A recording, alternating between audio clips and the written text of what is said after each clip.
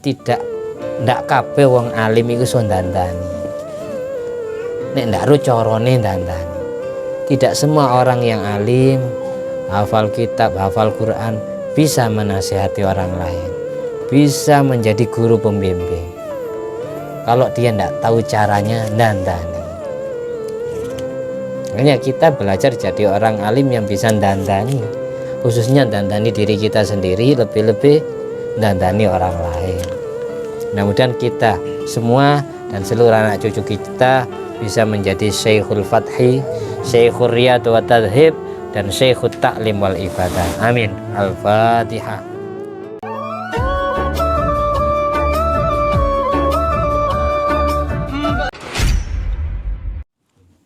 Assalamualaikum warahmatullahi wabarakatuh.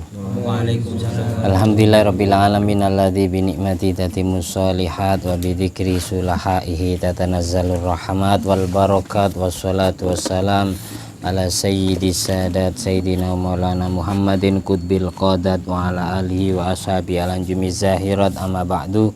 Rabbi syrah li sadri wa yassir li amri wa hlul 'uqdatam min lisani yafqahu qawli. Rabbi zidni ilma warzuqni fahma. Allahumma iftah alaina futuhal arifin waj'alna khalisatan liwajhikal karim. Allahumma arzuqna fahman nabiyyin wa ilhamal malaikatil muqarrabin. Allahumma nawwir qulubana bi nuri hidayatika kama nawwaratal ardha bi nuri syamsika. Rabbana anfa'na bima 'allamtana. Rabbi 'allimna alladhi yanfa'una. Rabbi faqihna wa faqih ahlana wa qarabatin wa ashabin lana fi dinina. Allahumma inna na'udzubika min ilmin la yanfa' wa qalbin la yakhsha wa amalin la yurfa' wa du'ain la yusma'. Allahumma salli ala ruhi sayyidina Muhammadin fil arwah wa ala jasadi fil ajsad wa ala qabri fil kubur wa ala alihi wa sallim. Allahumma salli ala sayyidina Muhammadin wa ala ali sayyidina Muhammad ma'danil judi wal karam bail ilmi wal hilmi wal hikmi wa barik wa sallim. Alhamdulillahi rabbil alamin. At-tahiyyatul mubarakatus salawatut thayyibatu lillah. Assalamu alayka ayyuhan nabiy wa rahmatullahi wa barakatuh. Assalamu alayna wa ala ibadillahi sholihin. Asyhadu an la ilaha illallah wa asyhadu anna muhammadar rasulullah. Allahumma salli ala sayyidina Muhammad wa ala ali sayyidina Muhammad kama shallaita ala sayyidina Ibrahim wa ala ali sayyidina Ibrahim wa barik ala sayyidina Muhammad wa ala ali sayyidina Muhammad kama barakta ala sayyidina Ibrahim wa ala ali sayyidina Ibrahim bil alamin innaka Hamidum Majid. Bismillahirrahmanirrahim. Matalabun fi Syekh kemarin dijelaskan di kitab Ghayatul Qasdi wal Murad halaman juz 2 halaman 62 bahwasanya disimpulkan guru itu ada 3 macam. Guru itu ada 3 macam. Yang pertama Syekhul Fathi, guru pembuka hati, guru yang membuat hati futuh, dipenuhi dengan cahaya makrifat. Yang kedua Syekhul Riyad wa Tadhib, guru yang biasanya melatih hati kita dan membersihkan hati kita dari hawa nafsu, dari kotoran dosa dengan diberi semacam zikiran, wiritan, amalan, diberi keistiqomahan, suruh baca Al-Quran, suruh baca istighfar, sholawat, zikir la ilaha illallah dan seterusnya. Itu guru torekot. Kalau ada yang orang itu torekot Naksabandi Qadiri, Syekh Muhammad Bahauddin An-Naksabandi, ada Syekh Torekot Syekh Abdul Qadir Jailani atau Qadiri, ada Torekot Syadili Syekh Abu Hasan Ali bin Abdul Jabbar Asyadili, ada Torekot Satoriyah, ada Torekot Kholwatiyah, ada Torekot Ahmadiyah, yaitu Torekotnya Imam Ghazali atau Torekot Ghazaliyah, dan banyak macamnya torekot. Torekot itu apa? Torekot itu metode, cara supaya kita jadi orang yang wusul sampai kepada Allah, jadi kekasih Allah. Itu melalui Syekhul Riyad wa Tadhib, guru yang biasanya ngasih riyadho, olahraga rohani, wa tadhib, tahdhib, dan guru yang biasanya ngasih wiritan untuk membersihkan hati dari kotoran dosa. Diajak sholawatan, itu Syekhul Riyad wa Tadhib. Yang ketiga Syekhul Ta'lim wal Ibadah, guru yang biasanya mengajarkan ilmu dan memberikan faedah ilmu. Jadi Kalau Syekhul Fathi biasanya gurunya sudah jadi wali. Tapi kalau Syekhul Riyadhah wa Tahdzib itu belum tentu jadi wali, masih kadang yang masih kelasnya ya guru yang biasa ngasih ijazah wiritan amalan. Yang ketiga, guru yang biasa ngajarkan kitab tapi bukan Syekhul Futuh dan bukan Syekhul Riyadhah. Jadi kayak macam waqad tajatami ul maratib as-salasah min maratibil masyikhah. Terkadang tiga status ini, guru Syekhul Fathi, guru Syekhul Riyadhah, guru Syekhul Ta'lim, ini tergabung dalam jiwa raganya salah satu orang. Satu orang guru bisa punya status tiga ini, itu alan nudur, hukumnya jarang. Kalau kita menemukan guru yang mempunyai tiga status, di samping beliau alim, ahli kitab, beliau juga ahli riyadhah, ahli zikir, ahli ibadah, dan beliau Syekhul Fathi, beliau termasuk waliullah, kekasih Allah, orang-orang yang makrifat billah, orang-orang yang sudah kenal dengan Allah, orang-orang yang hatinya penuh dengan cahaya Allah, mengetahui hakikatnya sesuatu. Kalau kita menemukan salah seorang guru mempunyai tiga status ini, berarti guru tersebut Syekhul Mutlak, guru yang mutlak, guru yang absolut, guru yang serba bisa, yang variabel. Jadi kalau kita nak menemukan Syekhul Mutlak, ya kita paling tidak punya tiga model guru. Ada guru yang kita ambil manfaat taklimnya, ilmunya, ifadahnya, ngaji kitab, ngaji fikih, ngaji tasawuf, ngaji tauhid. Terus kita juga punya guru yang biasa mengijazahkan wiritan, amalan-amalan, zikiran-zikiran. Ngatamkan Quran 1 bulan sekali, dikasih ijazah ngatamkan Quran 1 minggu sekali, dikasih ijazah tiap hari suruh baca istighfar 100, sholawat 100, la ilaha illallahnya 100.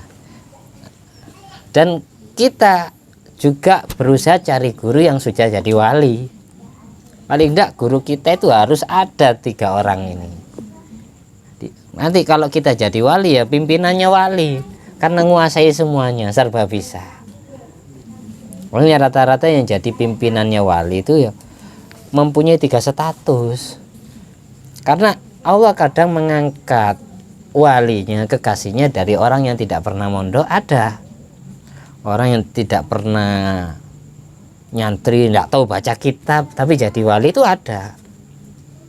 Namanya Syekhul Riyadhah wa Tahdzib atau Syekhul Fathi.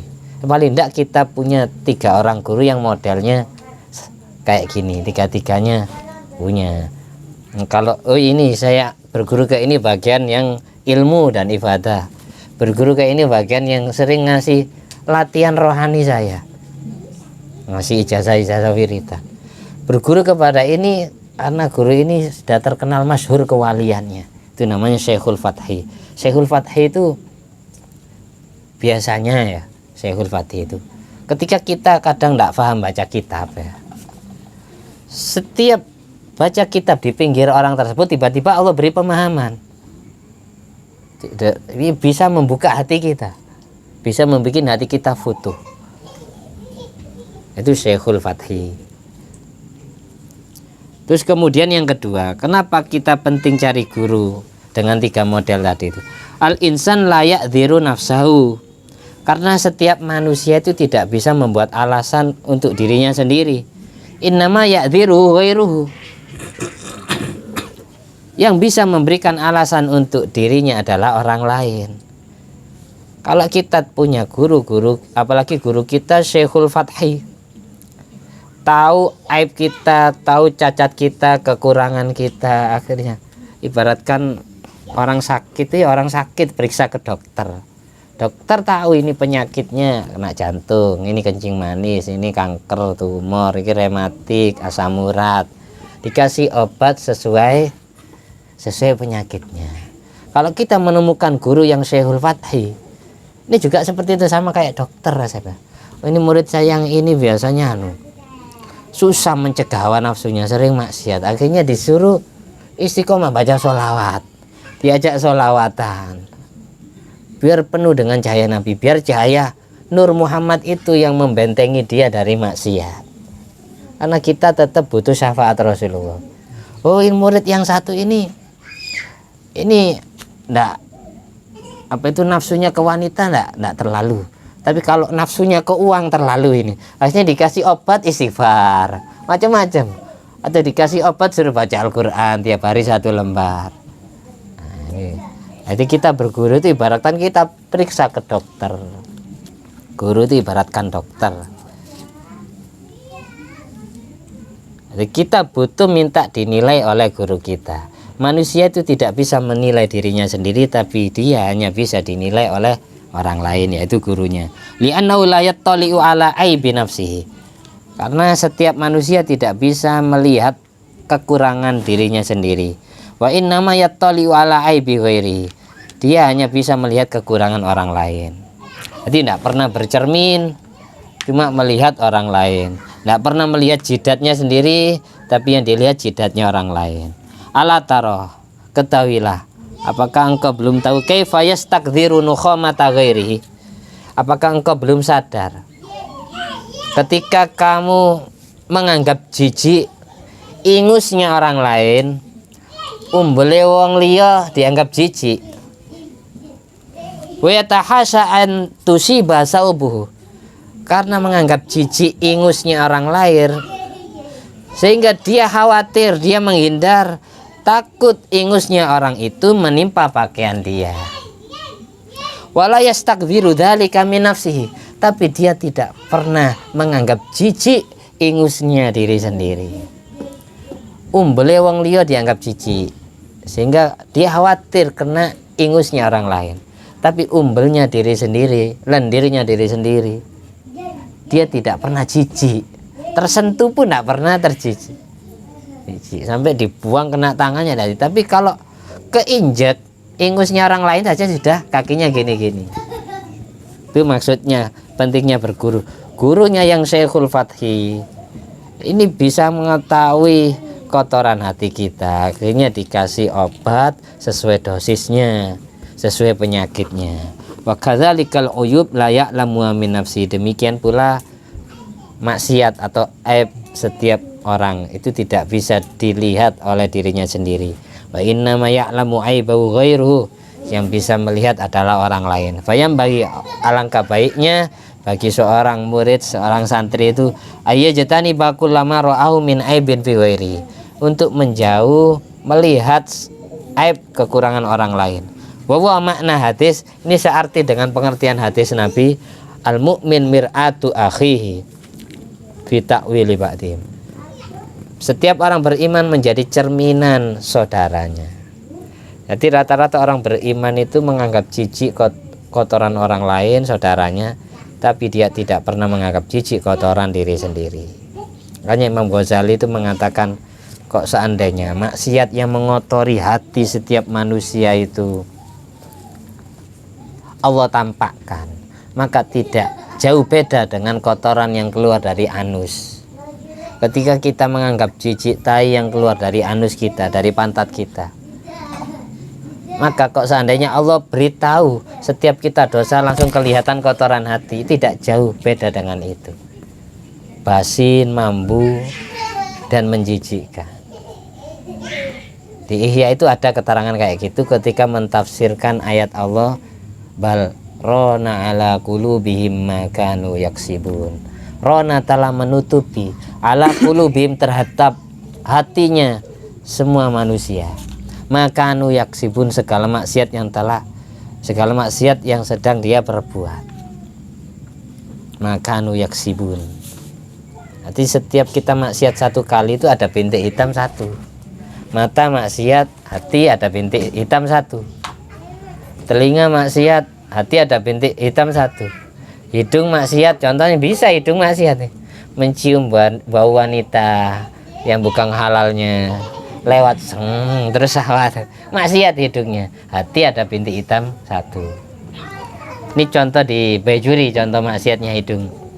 Tangan bisa maksiat, kaki bisa maksiat, kelamin bisa maksiat, perut bisa maksiat dengan mengkonsumsi perkara yang haram, lidah bisa maksiat. Semua maksiatnya organ tubuh itu ditanggung oleh hati. Maka setiap maksiat satu kali pasti hati itu ada bintik hitam. Tapi kalau gali lubang tutup labang, maksiat ibadah, maksiat ibadah, maksiat ibadah, maka cahaya hati tidak bertambah dan kegelapan hati juga tidak hilang. Sama kayak gitu. Karena gali lubang tutup lubang ya, tengah-tengah. Maksiat ibadah, maksiat ibadah. Makanya di Al-Quran itu ada ayat innal hasanat yudhibnas sayyiat. Ayat ini jatuh sesudah perintah sholat. Aqimis sholata tarafayil lail wa zulafam minal lail innal hasanat yudhibnas sayyiat wa dzalika dzikra lidzakirin. Dirikanlah sholat dengan secara khusyuk, dengan cara yang ikhlas, di pertengahan malam, di pinggir-pinggir siang. Tujuan adanya sholat fardu itu artinya untuk melebur dosa, karena semua amal baik itu dapat melebur amal jelek. Ketika kita maksiat satu kali ditulis satu, terus tidak jadi maksiat ditulis pahala satu. Terus ketika kita ada niatan untuk ibadah terus wurung tidak jadi ibadah ditulis pahala satu. Terus ketika terjadi ibadah beneran ditulis 10 sampai dilipat gandakan sampai 700 kayak gitu. Enaknya ibadah sama maksiat gitu. Terus di kitab I'anatul Talibin diterangkan bedanya fardu sama nafil, perbandingannya. Ibadah wajib sama ibadah sunat. Ibadah wajib satu kali di bab nafil, bab sholat sunat. Ibadah wajib satu kali ini statusnya sama kayak ibadah nafil, ibadah sunat 70 kali. Kita melakukan sedekah sekelas zakat kan wajib, sedekah wajib satu kali itu sama kayak sedekah sunat 70 kali. Kita sholat fardu satu kali sama kayak sholat sunat 70 kali. Yang bisa berskor sama ketika skornya bisa 1-1. Contohnya kita habis maksiat satu kali, makanya biar skornya 1-1 seimbang, maka harus ditembel, disejajarkan dengan ibadah fardu satu kali. Maksiat satu kali ini harus digandeng dengan fardu satu kali, baru skornya 1-1. Tapi kalau maksiat satu kali disandingkan dengan ibadah sunat satu kali, ini masih kurang 69. Saya dulu pernah mendengarkan ceramahnya Bu Nyai Luluk Sidokiri.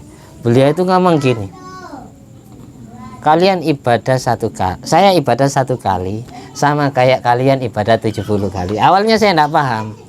Setelah saya baca dan saya hayati, ternyata ibadahnya orang-orang soleh, ibadahnya kiai-kiai, wali-wali itu dinazarkan. Ibadah sunat itu dinazarkan, akhirnya jadi ibadah wajib. Sholat duhanya niatnya usolli duha manduratan fardhu nilai ta'ala. Sholat witirnya niat fardu, sholat tahajudnya fardu, sodakonya selalu dinadarkan. Jadi saya zakat fitrah terus, kayak zakat mal terus. Tidak mau baca Al-Quran dinadarkan, walillahi an aqra Al-Quran. Saya punya kewajiban kepada Allah untuk membaca Al-Quran ini. Ketika baca Al-Quran niat dalam hati, nawaitu qiraatal Quran al-mandura fardhan lillahi ta'ala. Saya niat membaca Al-Quran yang sudah saya nadarkan fardu karena Allah Ta'ala. Jadi per hurufnya dapat pahala wajib. Makanya nadar yang bagus itu yang global, jangan menyiksa diri. Contoh menyiksa diri, kalau saya hajatnya terkabul, saya ngatamkan Quran 100 kali, menyiksa diri itu namanya. Nanti melakukan ibadahnya tidak ikhlas karena keberatan, memberatkan diri. Yang enak itu ya global.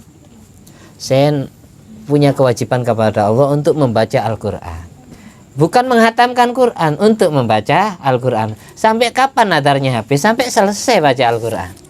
Sama kayak orang iktikaf. Iktikaf naik ke atas masjid, sebelum duduk langsung ngomong Walillahi alayya an a'takifa fi hadzal masjid. Saya punya kewajiban kepada Allah untuk beriktikaf di masjid ini. Ini setelah masuk masjid loh. Lalu dalam hati niat nawaitul iktikaf al-mandzura fardhon lillahi ta'ala. Saya beriktikaf yang sudah saya nadarkan fardu karena Allah ta'ala. Hati dapat pahala iktikaf wajib setiap detiknya. Sampai kapan nadarnya selesai? Sampai keluar masjid sudah selesai nadarnya. Beda dengan orang nadar, saya nadar iktikaf di masjid 1 minggu, menyiksa diri 1 bulan, enggak punya anak istri apa, enggak kerja apa. Jadi nadar itu diilmoni juga, jangan menyiksa diri. Karena kalau kita terpaksa mengerjakan sesuatu pasti rata-rata enggak ikhlas, abot.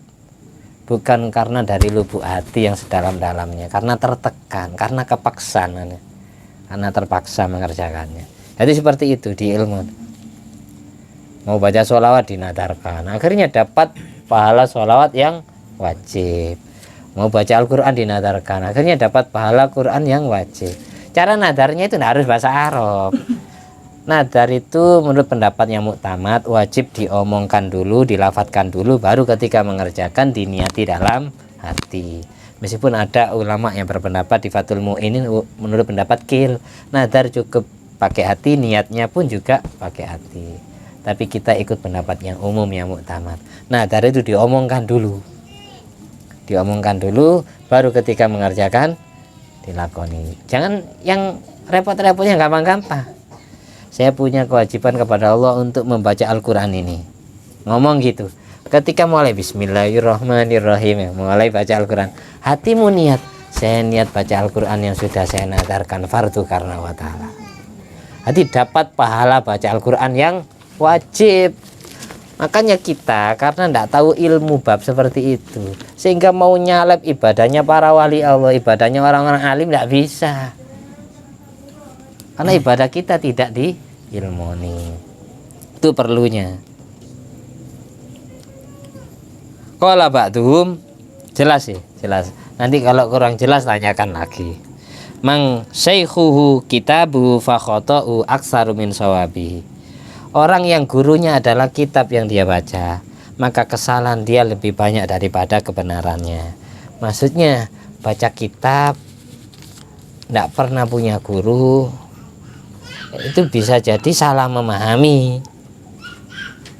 Makanya diriwayatkan dari Syekh Abu Yazid Al-Bustami rahimahullah ta'ala annahu qala malam yakun lahu ustadun fa ustadu syaitan. Orang yang tidak punya guru, maka gurunya adalah setan. Contoh orang yang tersesat gara-gara berguru kepada setan. Sebagian orang ro'a ba'dum fi kitabin, membaca kitab. Ada hadis Nabi yang ditulis al-habbatus sauda shifaa'un min kulli da'.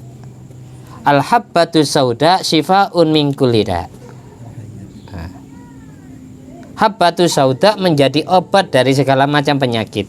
Faqara'aha, lalu dia membaca al-hayyatus sauda. Apa artinya hayat? Ular. Ular yang hitam. Kalau habbatus sauda artinya apa? Jinten hitam. Atau merica hitam. Jinten hitam. Jinten hitam itu menjadi obat dari segala macam penyakit. Saya baca ini pernah menemukan juga di Mujairabatud Dairabi. Ada yang akhirul hasyr dawaun min kulli da'. Akhir surat Hasyr menjadi obat dari segala macam penyakit. Ada yang al-habbatus sauda shifaa'un min kulli da'. Tapi kalau orang tidak ngaji, tidak berguru, membaca salah nanti. Bisa dibaca al-hayyatus sauda, artinya ular. Ular yang hitam menjadi obat dari segala macam penyakit. Sebagian orang yang membacanya bukan al-habbah tapi al-hayyah. Akhirnya fa'akhoda hayyatan sauda, dia mencari ular hitam. Fa'akala, lalu dia makan. Fa'amathu, lalu buta matanya. Waqatalat, dan dia mati keracunan. Ini contohnya. Gurunya langsung setan. Jadi tidak mau ngaji, merasa so alim. Akhirnya baca kitab sendiri, baca buku sendiri. Ketepatan yang ngetik salah. Akhirnya al-hayatus sauda. Ini contoh pentingnya berguru di situ. takut salah titik, salah harokat, kan namanya manusia yang ngetik. Qalu dikatakan wala ya'khudul ilma illa mimman kamulat ahliyatuhu wa dhaharat diyanatuhu. Tidak boleh mengambil ilmu, ngaji ilmu kecuali kepada guru yang sempurna keahliannya, sempurna wawasannya, wa dhaharat diyanatuhu, dan jelas agamanya, orang soleh, wa tahaqqaqat ma'rifatuhu, dan nyata ma'rifatnya, hatinya penuh dengan cahaya Allah dan cahaya Rasulullah, wastaharat siyanatuhu wasiyadatuhu, dan dia sudah masyhur terkenal bahwasanya dirinya siyana, gurunya itu ahli menjaga diri dari maksiat, wasiyadatuhu, ahli ngorangi, ahli mimpin, pantes nguwongi, pantes memimpin orang lain, mengarahkan orang lain, wasiyadatuhu. Ini kitab Majmu' juz 1 halaman 36. Yang terakhir, yang ketujuh, kita paskan titik ya, sampai ngorok, ada musiknya enggak apa-apa wes. Fil asar, di dalam makalah sahabat atau makalah ulama, ma'aksarul asjar. Oh ya, saya lupa ya. Jadi wayatahasa antusiba itu ketika diterjemah sampean kalau ngajar sendiri yang nomor 2 tadi, wayatahasa antusiba saubuhu. Itu kan maknanya tahasya itu menghindar. Menghindar antusiba saubuhu. Dari, kalau di mana Jawa, ngedo an saking yento, jadi membuang huruf jer an atau min, saking yento ngenani apa nukhoma saubau ing pakaiane ing tadi. Jadi kalau nerjemah ini gini, dia menghindar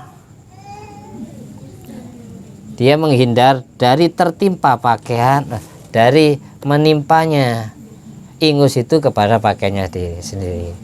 Jadi dia khawatir, kalau diterjemah bebas, dia khawatir agar ingusnya orang lain tidak menimpa pakaiannya sendiri gitu. Makanya di Alfiyah itu pasti bahasa kayak gini membuang huruf jermin atau an. Naklan wa fi anna wa ayyator itu ma'abni labsin keajib tu ayatu. Itu wajib dimaknai gitu. Saking yento ngenani. Itu bagi yang membawa kitab saya ingatkan. Jadi kalau nerjemah itu ya ada bahasa terjemahan tidak. Dia khawatir itu nukhoma itu menimpa pakaiannya. Ingus itu menimpa pakaiannya. Kalau diterjemah, dia menghindar agar nukhoma tidak menimpa pakaiannya gitu. Paham ya? Kalau nerjemah gitu, dia menghindar agar nukhoma itu tidak menimpa pakaiannya, agar ingus itu tidak menimpa pakaian. Kalau nerjemah gitu, meskipun tidak ada alanya,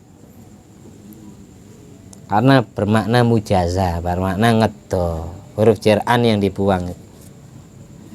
Terus kemudian wafil asar, ma'aksarul asjar, kalau menemukan kitab ada bahasa kayak gini, ada ma, terus setelahnya ada fi'il madi ikut wazan af'ala, sampai ndak usah ragu-ragu, itu sudah bermakna takjub, pasti bermakna heran. Jadi kalau diterjemah bahasa Indonesia, alangkah atau betapa, ma'aksarul asjaro, betapa banyak pepohonan, walaisa kulluha bimusmiratin, tapi tidak semuanya bisa berbuah.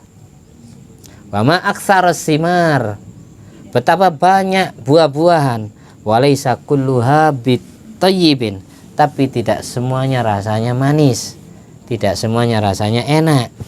Wa ma aksarul ulama, betapa banyak orang alim, walaisa kulluha bimursyidin, tapi tidak semuanya bisa membimbing, bisa dandani. Wa ma aksarul uluma, betapa banyak ilmu pengetahuan, walaisa kulluha binafiin, tapi tidak semuanya jadi ilmu yang bermanfaat. Makanya saya ingat pesannya Yai Hasani Nawawi Al-Mahfulah. Yai Hasani pernah dawuh gini, ndak kabeh wong alim iku iso dandani. Nek ndak ro carane dandani. Tidak semua orang yang alim, hafal kitab, hafal Quran bisa menasihati orang lain. bisa menjadi guru pembimbing. Kalau dia tidak tahu caranya, dandani. Gitu. Makanya kita belajar jadi orang alim yang bisa dandani, khususnya dandani diri kita sendiri, lebih-lebih dandani orang lain. Mudah-mudahan kita semua dan seluruh anak cucu kita bisa menjadi Syekhul Fathi, Syekhul Riyad wa Tadhib, dan Syekhul Ta'lim wal Ibadah. Amin. Al-Fatihah. Bismillahirrahmanirrahim. Alhamdulillahirabbil alamin. Ar-Rahmanir-Rahim. Maliki yaumiddin. Iyyaka na'budu wa iyyaka nasta'in. Ihdinas siratal ladzina an'amta 'alaihim. Alhamdulillah alladzi at'amani hadzal ilma wa razaqani min ghairi haulin minni wala quwwatin. Allahumma shalli ala sayyidina Muhammad wa ala ali sayyidina Muhammad bi fadli subhana rabbika rabbil izzati amma yasifun wa salamun alal mursalin walhamdulillahi rabbil alamin. Wassalamualaikum warahmatullahi wabarakatuh.